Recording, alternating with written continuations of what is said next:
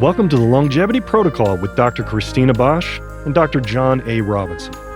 We'll be your guides to uncovering the secrets to optimal health, better sex, and happiness.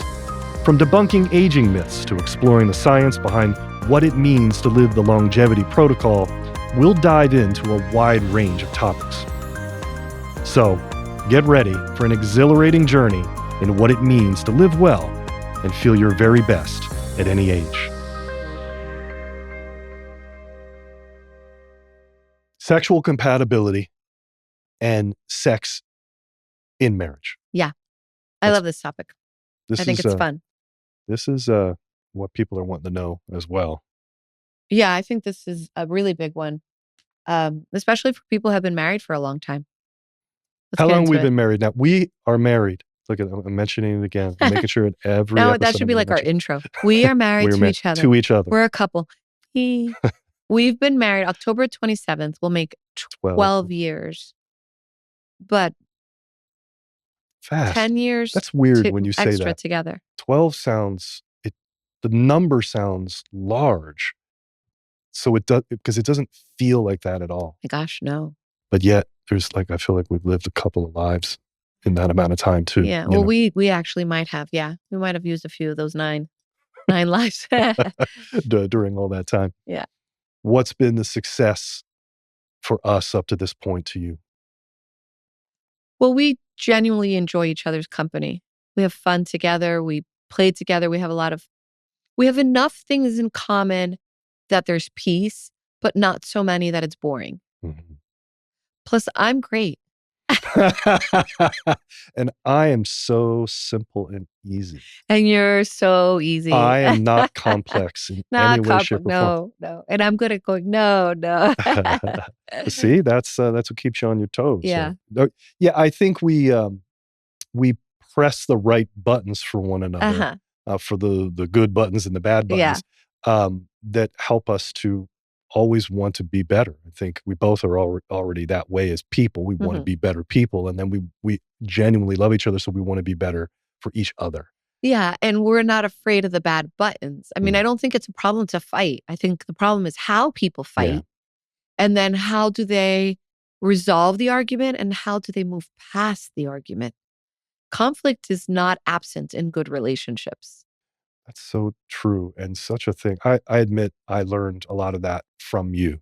I learned a lot of that from my siblings. That's, well, then we're reaping the benefit of that. We are, because for sure. That is definitely something that's been helpful for me to know that fighting and still being in the loving space while you're in an argument, I think that's kind of the key. The more we're talking about at this moment, that I think is the key, because so many times people, they separate it out. Well, if we're arguing, then automatically there mustn't be love, or there must be even this dislike or anything like that.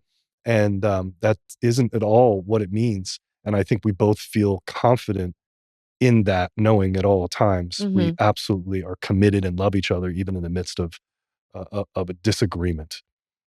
Yeah, I mean, I am not even sure because I'm not even sure if it's in our notes, but I think it's a good time to say that I think it's really important when you're talking about hetero-committed relationships that we emphasize that as a female, I also have a responsibility to understand how men work in general. And you as a male have a responsibility to understand how females work in general. Like I posted something recently about how if your woman is yelling at you, it means she cares. Yeah. And it actually got a good amount of feedback. And from guys? I would say mostly for women. It was almost like women were like, yeah, that's right.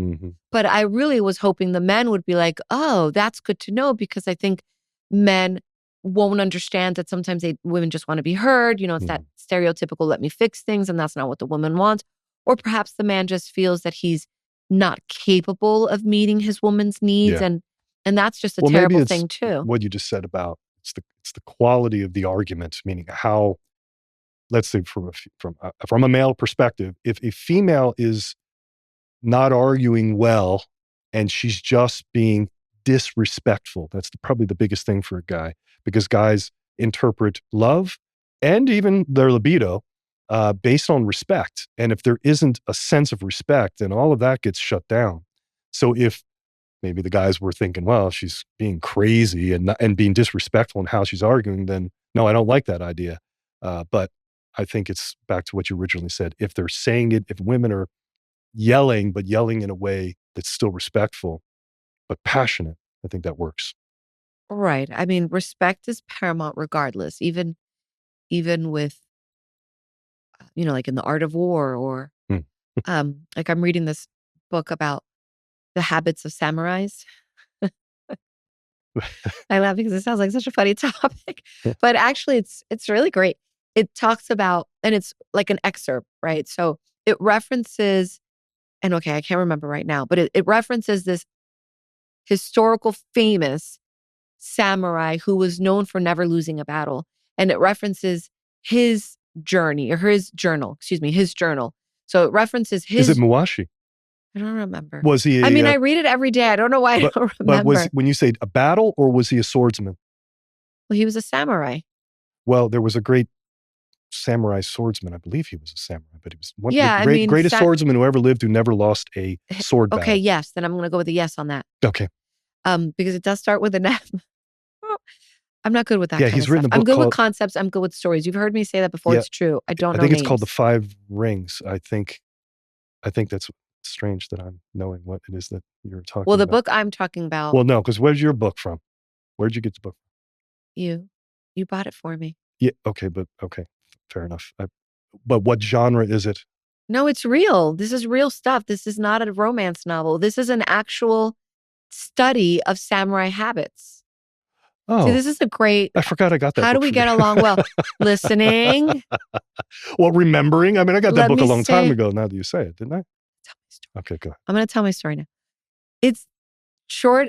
Carajo, I forgot what I was saying. It's about excerpts from this great samurai's journal.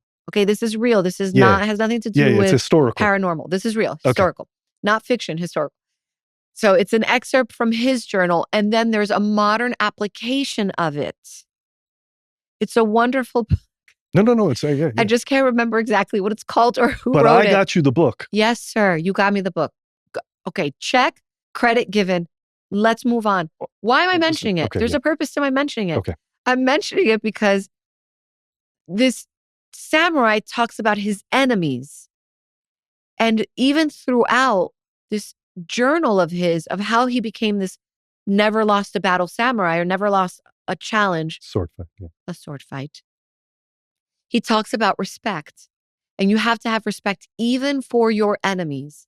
So I was trying to make a very short story that turned into a long, about why?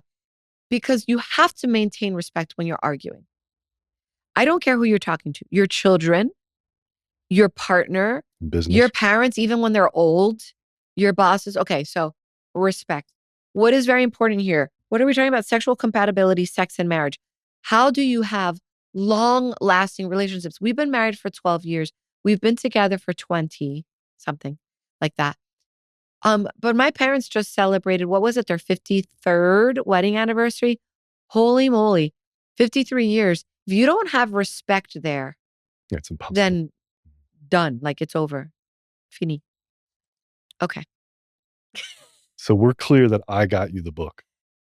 John Robinson, Okay. thank you so All right. much for contributing to my growth as a person. Well, I think it is important because when you first brought it up, I thought it was one of your paranormal books I know, or whatever. yeah. But this is a book that okay. I feel like that was a very prejudiced moment. I actually read other things that are not just, I mean, given it's supposed to be a 365-day reflection, it's taken me 3 years because I do prioritize fiction. But anyway, I think back to us.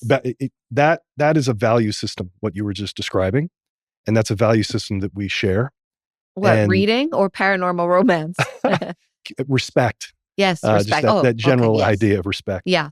And that is really important, obviously, for compatibility. Yeah. Certainly for long-term marriage. Yes. Saying, are the values in alignment? Mm. And we certainly have, for ourselves, blended our values with our sexuality. I think we've always valued that sort of internally, but then personally between the two of us, we've decided to value it.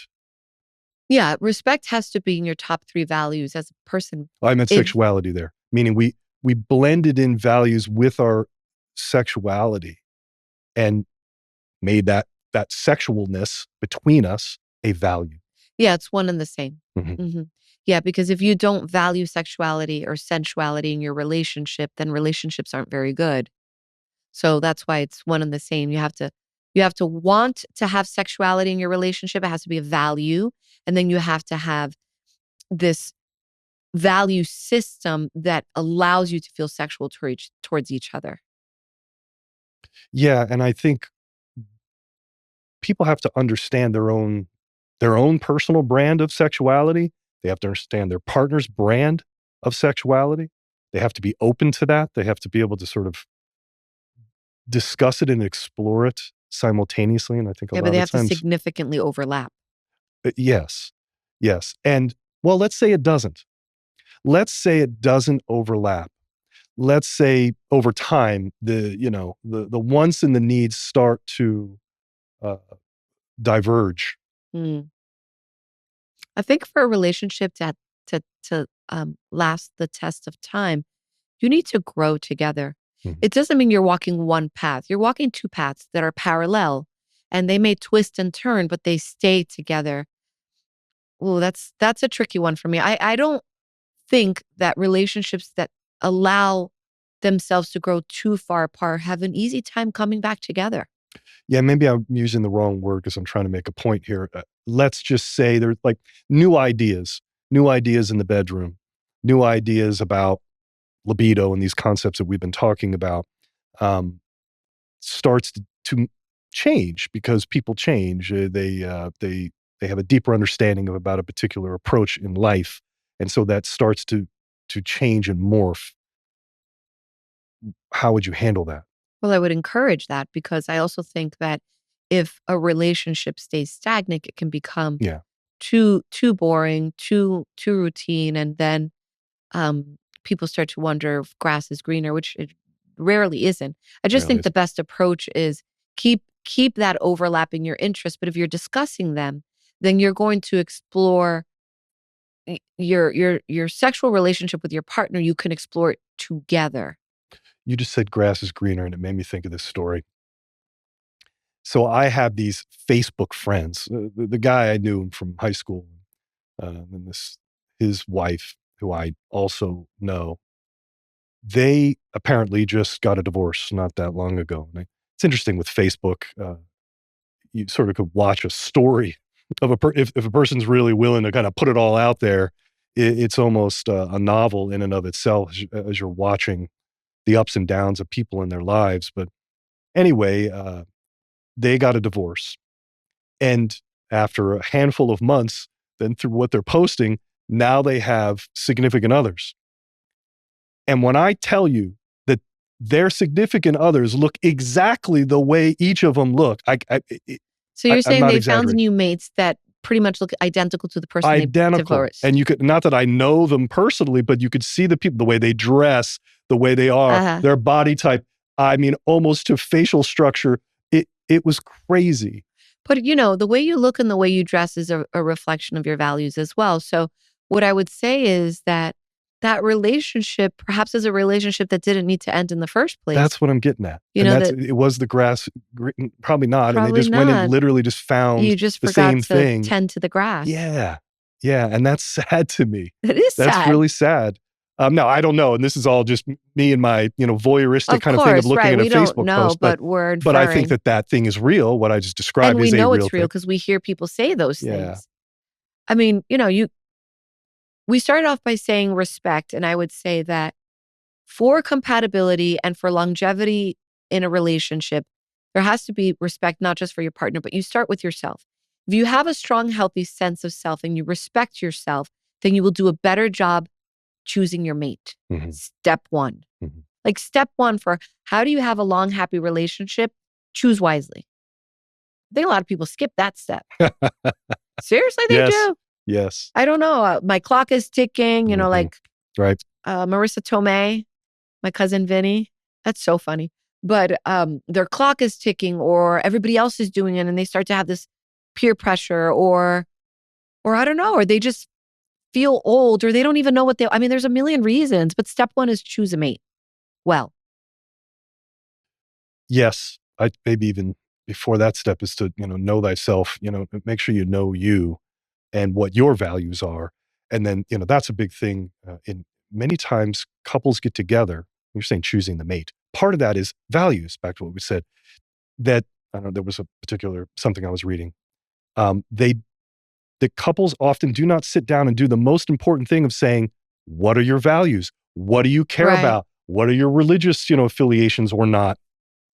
Tell me, here's all the things that you care about deeply, and let's see whether or not that aligns. But many times they're already in bed together prior to even finding out the basic but very fundamental things about themselves and each other. So how can they build off that if You they don't do know that? what's funny though? You and I didn't have any experience with this world, but online dating Mhm. supposedly does that. Supposedly it does. Oh, it does what? Well, it has all these like profile screening questions so that you can match up with your partner. I guess, No, but no, it does. I know no, no, no. I've I'm sure it does, but I mean, I don't even know if that is effective. I don't know if it's Yeah, effective. And that's because it's really not one thing or the other. You still have to have that chemistry. yeah. The traditional routes. I was looking at a chart the other day. Also, the traditional routes of how people meet each other since pretty much around the '90s um, is it's dramatically different. The traditional routes, friends, maybe a bar, a social situation, church, The these grocery types of things. store. Yeah, yeah, just out and about and just interaction with humans in a human way. Now, those routes have all just plummeted, while the online, it's almost exclusively now in the Gen Z. They are, it's all online. Their interaction with people. And I would think that because we're talking about sometimes it could be with social media and these kind of things, it's not real. They don't even know who these people really are, Mhm. and they don't start with that premise. I don't think there's anything strange about saying you start with a visual premise. You look at I guess, a profile, and you're saying, well, that person looks attractive. That wouldn't be unlike what you would do I guess, at a bar. You would approach someone you Right, yeah. felt I mean, I physically think it's attracted to on the initially. I actually know several couples that have had very successful relationships that met online. So obviously the tool is not the problem. Mhm. The way we It's use right, it, as it like always is. usual. Yes. Mhm. Whether you're meeting in person and you're jumping the gun or whether you're meeting online and you're jumping the gun, the point is, are you establishing a true sense of compatibility before you decide to move forward in your relationship? In the beginning of a relationship, you usually have this strong polarity. So part of that compatibility, usually you would observe, okay, we feel this sort of tension, Chemistry. chemistry, and a literal polarity between a palpable polarity between us. Yeah. And I've seen where relationships start to fail is when there is a lack of that polarity. When initially, let's say the guy was very he was in a masculine sort of approach, the woman was in a very feminine approach, and those two things come together, incredibly powerful and again, attractive. And that's what holds the excitement. That's what holds everyone together. It begins to create the commitment. And over time, a lot of times people will, for all kinds of reasons, lose that um, polarity because often I've seen the guy starts to become sort of almost feminized in his approach. And the woman, as a result, and this could be vice versa, then the woman becomes very masculine in her approach. And if it isn't natural to their tendencies, then it's this sort of mushy kind of Mhm. non-polarity type of thing, and they Well, lose something. the thing about that chemistry and that polarity is that it's an actual fire that needs to be nurtured. You don't start a fire and then let it go out and be like, "Oh, I'm not warm anymore." You have to keep adding Mhm. wood to it. You have Yeah. to keep making sure there's oxygen. It needs to be nurtured. Now, what's true is that if there's no chemistry or that polarity in the very, very first place, you can still develop it. But, my mom always says, "Si no te hace tiling tiling, no te hace tiling tiling," which is like, if you don't feel like, You woohoo have the in the tiling, beginning, don't you? I have to You have. I heard that. I don't even know if tiling tiling isn't even like a word, Yeah. in Spanish it's like a sound, but I heard that and I was like, Yeah. You You know know? what's funny is we've shared that with, like, the kids, Yeah. and they're like, "Yeah." You know, it's just something instinctual, you get it, like, The buzz, if the that desire, chemistry isn't there, then chemistry, that yeah. chemistry isn't there, and there are some relationships that get nurtured, and then they develop into something, and I always caution girlfriends or I mean, maybe not my patients, but I definitely caution girlfriends on that. Like, you know, in Little Women, when the littlest sister says, "It's not like the nose you're born with, you get to choose who you fall in love with." I think that that's brilliant. If you already know I have to take your word for it. I'm not really overly familiar with that. Okay. yeah, if you already know that a guy you're dating doesn't check important boxes, stop dating. Mm. Because you can fall in love with anybody. And at the moment, it will seem great, but sometimes it's hard to get out of that. And then you fast forward and you realize that compatibility, that overlap in values, it wasn't there. Even to begin with.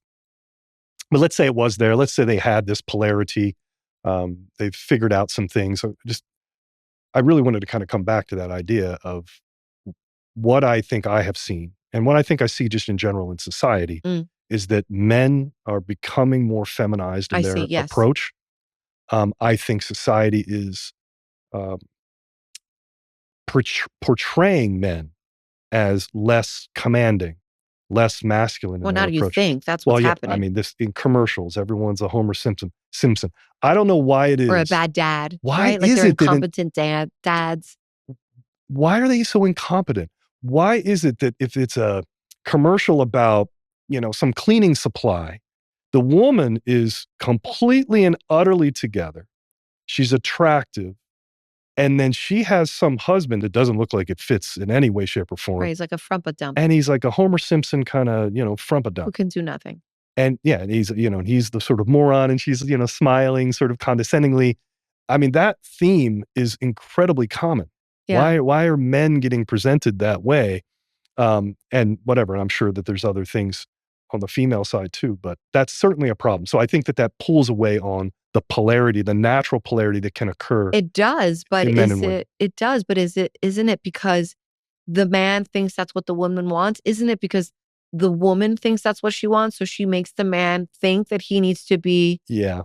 I you know, like, heating or whatever? there's been arguments that when as let's say feminism has been on the rise, many men started very much agreeing with, I mean, there's good things about the concepts within feminism that can be good, but feminism as this sort of beast that it's become, men started gravitating towards the concepts of it and agreeing for the sake of being able to still have sex because if they didn't, they wouldn't have been able to get their foot in the door. Right. So they sort of started morphing it just for the sake of, in the end, still to be able to have a compatibility enough to be able to get their foot in the door for Yeah, sex. but talk about freaking missing the point. First of all, feminism is not what we're seeing today.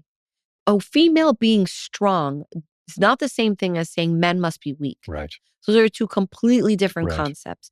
So when we're talking about the women's movement and female liberation, what we're talking about is recognizing how much women are capable of, how much they do contribute, how strong they are, et cetera, et cetera, et cetera. Not the woman now is the new man. Right. So that's like, And ugh. when that happens, again, back to what I was saying, I think when that happens, that'll shut a guy down. Then he's got to now become something maybe that's not part of his nature, and there's no more polarity. So Right. There's no more there's no more polarity. polarity, and so there's no compatibility there for a long-term Mhm. relationship. So maintain sort of that traditional polarity. I think it's very important.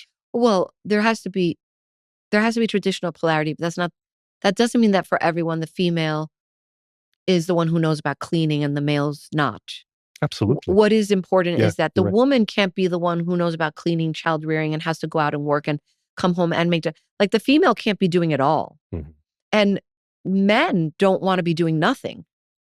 That is that's a libido killer for men to feel like they're not doing anything, they're not contributing. That's a libido killer. And women get their libido killed when they think they have to be everybody in the relationship. That just it's a no-win situation. I mean, that makes me think of traditional roles and maybe we can talk a little bit about us and personally how we kind of approach things.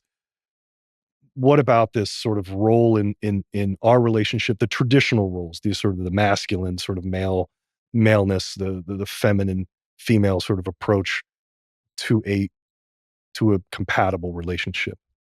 Well, we identified that we had mutually traditional visions of what the male female role is. Yeah. We established that, we practiced it, Hmm.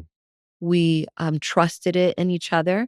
And that's not, and along the way, we have grown together. So my my personal version for myself of what it means to be female and feminine and traditional has evolved, while yours has evolved as well. But we've made a point of staying Together. connected in Yeah. that evolution. Yeah. We're walking hand in hand for sure Yeah. down that. And there's sort of Judeo-Christian biblical views on those traditional roles too. That so whether somebody is from that background or not, inevitably culturally we are. And I think that there are some things that are strong about all of that that helps with this polarity, that helps to be able to define that compatibility for men and women. From a Christian standpoint, Judeo-Christian standpoint, men should be worth for women being able to submit. So women are needing to have a certain level of submission. I mean, that's what it means to be entered. That's what it means to have that I know, because certain level of submission. But a woman shouldn't, back to your point, and probably even initially, a woman should not submit to a man who's not worthy. So they have to right. understand I that. mean, and I know a lot of people don't like the word submit, but I just think I mean, the English language is starting to lose a lot of its sophistication. It's like we don't know as many words as we should, and then we don't know as many meanings per word as we should. This idea of submit should not imply weakness, should not imply any level of servitude. Let's say, Of well, course. The it, original words in Hebrew that were about submission were actually about strength and power correct, as and it related to partnership, and absolutely, that word was not a weak word. It right, was a word that was actually reserved for a reference back to God. So it was a mm-hmm. very what women were doing was godly in that sense, and there was nothing weak about Yeah, it there in was any purpose, and absolute but it's like strength. it's like I am my beloved, and my beloved is mine. You know, it's this notion of together. So when you're saying this idea of submit, yes, 1000%, a female is being penetrated. You have to submit. You have to literally expose your belly to allow for that to happen. That is ultimate power. It is the ultimate power to say, yes, I welcome you Mhm. inside of me, literally and emotionally and Yes. spiritually. And for the guy, that woman then should be something that's worth dying for.